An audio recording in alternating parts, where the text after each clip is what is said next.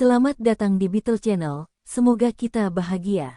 Jangan lupa subscribe, like, komen dan share agar channel ini semakin berkembang. Terima kasih. Novel Kekuasaan dan Kekayaan. Bab 241. Pria parubaya itu tertawa. Apa Direktur Sun? Saudari Yu, panggil saja aku Sun tua saja sudah cukup. Yu Meixia tidak berani bermimpi menjadi matahari tua dan berdiri di sana dengan malu. Pria parubaya itu tertawa. Kapan Ketua Dong kembali? Yu Meixia tidak mengatakan yang sebenarnya. Aku tidak yakin. Dia tahu dia tidak bisa mengungkapkan informasi Dong Suebing kepada siapapun. Wanita parubaya itu tersenyum sambil menatap Yu Qianqian. Kamu adalah Qianqian. Kamu sangat cantik. Kamu kelas berapa? Yu Qianqian mendekati ibunya dengan malu-malu. Bibi, paman, aku duduk di bangku sekolah menengah pertama. Kamu berada di tahun pertama, dan kamu sangat cantik. Wanita itu memuji. Kamu pasti akan cantik ibumu saat kamu besar nanti. Yu Meixia tersipu. Terima kasih. Wanita itu memegang tangan Yu Meixia. Saudari Yu, kita masih ada urusan dan harus berangkat sekarang. Mampirlah ke tempat saya untuk mengasah ketika Anda punya waktu luang. Saya tinggal di lantai pertama, kata wanita itu dan menoleh ke Yu Qianqian. Qianqian, aku harus pergi. Datanglah ke tempatku suatu hari nanti. Yu Qianqian menunduk malu-malu. Oke, selamat tinggal bibi, selamat tinggal paman. Setelah pasangan itu pergi, Yu Qianqian bertanya. Kenapa mereka memanggilmu kakak Yu? Mereka terlihat lebih tua darimu. Yu Meixia menghela nafas. Ini semua karena Ketua Dong. Pangkat mereka seharusnya lebih rendah dari kakakmu Dong, dan itulah mengapa mereka memperlakukan kami dengan sopan. Yu Meixia sudah terbiasa tinggal di perkebunan ini. Bahkan saat kepala Dong tidak ada, masih ada orang yang mampir untuk memberikan hadiahnya. Mereka sepertinya ingin dia meminta bantuan kepala Dong, tapi dia tidak berani menerima apapun dan menolaknya dengan sopan. Sekarang, seluruh perkebunan tahu siapa Yu Meixia dan putrinya. Bukan hanya mereka tinggal bersama kepala Dong sebagai pembantunya, tapi juga karena kecantikan mereka. Seorang pemuda seperti kepala Dong tiba-tiba mempekerjakan dua orang pembantu. Semua orang bertanya-tanya apakah Yu Meixia dan putrinya benar-benar pembantunya. Mengapa seseorang yang begitu cantik bisa menjadi penolong? Apakah salah satu dari mereka adalah simpanan kepala Dong? Apakah itu ibu atau anak perempuannya? Ada yang mengira itu ibunya dan ada pula yang mengira itu putrinya. Tentu saja, tidak peduli apakah itu majikan atau pembantu, sikap terhadap mereka tidak akan berubah. Pembantu mungkin biasa saja, tapi kalau pembantu pemimpin, lain lagi. Sekretaris, supir, dan pembantu adalah orang-orang yang dekat dengan pemimpin dan memegang peranan penting. Sekretaris adalah juru bicara pemimpin dan mendapat dukungan dari pemimpin. Namun dalam hal kedekatan, sekretaris tidak sedekat dengan pemimpin dibandingkan dengan supir dan pembantu. Ketika para pemimpin mempunyai beberapa orang pribadi yang harus hadir, kebanyakan dari mereka akan menggunakan supirnya. Misalnya, sekretaris mungkin tidak mengetahui kapan pemimpin akan pergi ke tempat seseorang pada larut malam atau mengadakan pertemuan rahasia dengan seseorang, namun pengemudi akan mengetahuinya. Pembantu juga sama. Merekalah yang merawat para pemimpin di rumah, dan beberapa di antara mereka bahkan mungkin merawat orang tua para pemimpin. Siapa lagi yang bisa lebih dekat dengan pemimpin selain mereka? Kadang-kadang, lebih mudah mendapatkan bantuan melalui bantuan para pembantu daripada menemui pemimpin secara langsung. Kakak Yu, seorang pria yang sedang berjalan keluar memanggil Yu Meixia. Yu Meixia dengan cepat menyapa. Kepala Qin. Yu Qianqian juga menyapanya. Paman Qin. Haha, kamu memanggil kepala Dong sebagai kakak Dong, bagaimana kamu bisa memanggilku paman? Apa aku setua itu? Qin Yong bercanda. Yu Meixia ketakutan. Kepala Qin, dia masih anak-anak dan masih cuek. Mohon maafkan dia. Qin Yong terdiam. Ibu dan anak ini tidak memiliki selera humor, dan dia tersenyum padanya. Tidak apa-apa, panggil saja aku paman. Lagi pula, aku juga tidak muda. Hahaha. Qin Yong mendekat dan bertanya dengan lembut. Kapan Ketua Dong kembali? Yu Meixia ragu-ragu sejenak. Dia akan kembali pada siang hari. Qin Yong mengangguk. Oke, saya akan meneleponnya nanti sore. Baiklah, aku harus pergi. Selamat tinggal. Harap berhati-hati, Kepala Qin. Yu Meixia mengetahui hubungan antara Qin Yong dan Dong Suebing, dan itulah mengapa dia memberitahu kepala Qin ketika Dong Suebing kembali dan bukan kepada Direktur Sun. Dalam perjalanan menuju gedung, beberapa orang lagi menyapa Yu Meixia dan Yu Qianqian. Yu Meixia takut mengatakan hal yang salah dan mempermalukan kepala Dong, dan membalas salam dengan hati-hati. Dia bahkan berpikir beberapa detik sebelum membalasnya. Dia merasa lega ketika memasuki koridor. Dulu, kemanapun dia dan putrinya pergi, orang-orang akan memandang mereka dengan penuh nafsu. Namun kini, Yu Meixia akhirnya merasakan perasaan dihormati. Beberapa orang bahkan mencoba menjilatnya. Ini semua diberikan kepadanya oleh kepala Dong. Qianqian, nanti saat ibu kepala Dong ada di sini, usahakan diam dan jangan membuatnya marah. Qianqian, Yu Meixia tidak mendapat balasan apapun dari putrinya, dan dia menoleh ke arahnya.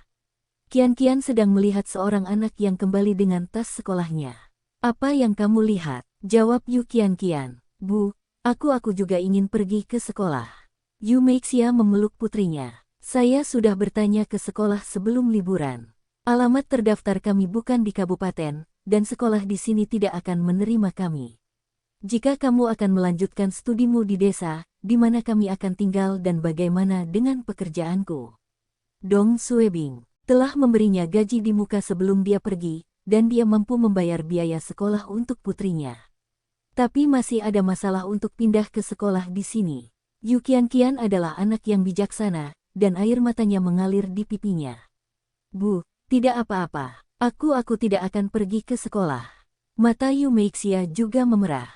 Saya minta maaf. Yu Qianqian memeluk ibunya. Bu, seharusnya aku yang meminta maaf. Aku hanya bebanmu. Berhentilah bicara omong kosong. Ayo naik ke lantai atas. Ketika ibu dan putrinya memasuki rumah, mereka melihat seorang wanita parubaya duduk di ruang tamu. Siang hari, Dong Suebing tiba di rumah. Dong Suebing telah menyelesaikan semua masalah di Beijing dan mendapatkan keuntungan yang tinggi. Dia tidak hanya mendapatkan keuntungan finansial dan meningkatkan reputasi perusahaan lelang, tetapi dia juga semakin dekat dengan Liang Chengpeng. Ibu Liang Chengpeng telah terbebas dari bahaya dan semua mesin tanda vital telah dilepas. Kepala suku Liang harus kembali ke Kabupaten Yantai besok dan istrinya dapat tinggal di Beijing untuk merawat wanita tua itu. Setelah kepala Liang kembali bekerja, Dong Suebing dapat memulai rencananya untuk menegakkan hukum di desa. Bahkan jika dia menyinggung orang lain, Liang Chengpeng akan melindunginya. Senang rasanya memiliki seseorang di atas yang melindungi Anda. Dong Suebing naik ke atas dan membuka pintu dengan gembira. Dong ketua Dong, kamu kembali. Yu Meixia berdiri dari sofa dan berlari untuk membawakan sepasang sandal untuknya. Kakak laki-laki, Yu Qianqian memandang Dong Suebing dan dengan cepat menuangkan secangkir air untuknya. Dong Suebing melihat mereka. Ya, Bu, kamu di sini juga. Luan Xiaoping hanya menggumamkan jawaban dan tidak peduli dengan Dong Suebing. Dong Suebing tercengang. Bu, ada apa denganmu? Siapa yang membuatmu marah? Dong Suebing sudah terbiasa dengan Yu Meixia yang melayaninya, dan dia melepas sepatunya dan memakai sandal. Yu Meixia segera mengambil sepatunya dan meletakkannya dengan rapi di rak sepatu. Yu Qianqian juga berjalan membawa cangkir teh Dong Suebing. Dong Suebing menyesapnya dan mengembalikannya kepada Yu Qianqian. Luan Xiaoping melihat putranya dilayani, dan berteriak padanya. Xiaobing, ikut denganku. Dong Suebing mengikuti ibunya ke kamar dengan bingung dan menutup pintu di belakangnya. Apa yang salah? Luan Xiaoping menunjuk ke arah pintu dengan dagunya. Siapa Xiao Yu? Apa maksudmu? Aku sudah memberitahumu sebelumnya bahwa aku telah menyewa seorang pembantu. Luan Xiaoping telah mendengar hal ini melalui telepon, dan dia tidak terlalu memikirkannya, karena putranya sekarang menjadi wakil kepala biro dan ini normal. Namun ketika Luan Xiaoping melihat wajah cantik Yu Meixia dan Yu Qianqian, dia menjadi curiga. Ada pembantu di mana-mana dan kenapa kamu harus mendapatkan pembantu cantik seperti itu? Akan ada gosip tentangmu. Dong Suebing mendecakkan bibirnya. Biarkan saja mereka mengatakan apa yang mereka inginkan. Saya tidak takut. Luan Xiaoping menjawab tanpa daya. Katakan padaku yang sebenarnya. Kamu menyukainya. Ah Bu, apa yang ibu bicarakan? Kakak Yu 10 tahun lebih tua dariku, dan Qianqian 10 tahun lebih muda dariku. Aku akan menyukainya. Dong Suebing tidak akan pernah mengakui bahwa dia memang menyukainya, dan dia melanjutkan. Saya menerima mereka karena mereka menyedihkan. Ketika saya bertemu mereka berlutut di jalanan, mengemis. Suami saudari Lu telah meninggal dunia dan keluarganya terlilit hutang. Oh, saya telah membantu mereka melunasi utangnya. Dong Suebing menjelaskan dengan singkat. Luan Xiaoping mendengar ini dan segera menenangkan diri. Situasi mereka sangat mirip dengan kita. Anda benar, oleh karena itu saya membantu mereka. Saya benar-benar tidak punya motif lain. Luan Xiaoping menjawab dengan penuh empati. Apa yang kamu lakukan itu benar. Luan Xiaoping keluar dari kamar tidur dan melihat Yu Meixia dan Yu Qianqian memandangi kamar tidur dengan gugup. Keduanya tahu bahwa ibu kepala suku Dong tidak senang dengan mereka dan takut dia akan mengusir mereka. Luan Xiaoping menghela nafas dalam hatinya dan memegang tangan Yu Meixia dan Yu Qianqian. Saya minta maaf atas sikap saya terhadap Anda semua sebelumnya.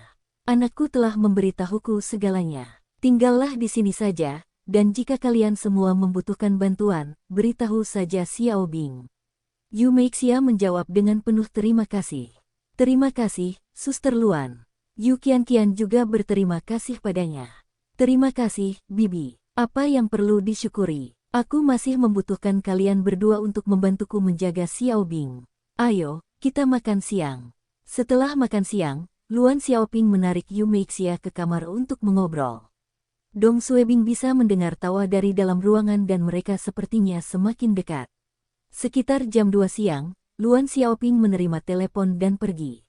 Ujian akhir sudah dekat, dan Luan Xiaoping baru saja memasuki sekolah menengah pertama di kabupaten itu. Ia khawatir kedua kelas yang ia ajar tidak memberikan hasil yang baik dan guru lain akan berbicara di belakangnya. Itu sebabnya dia menyiapkan banyak pelajaran tambahan untuk murid-muridnya bulan ini. Setelah Luan Xiaoping pergi, Yu Meixia berkata, "Ketua Dong, ibumu orang yang baik."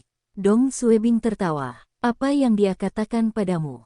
Yu Meixia tersipu dan diam-diam menatap Dong Suebing.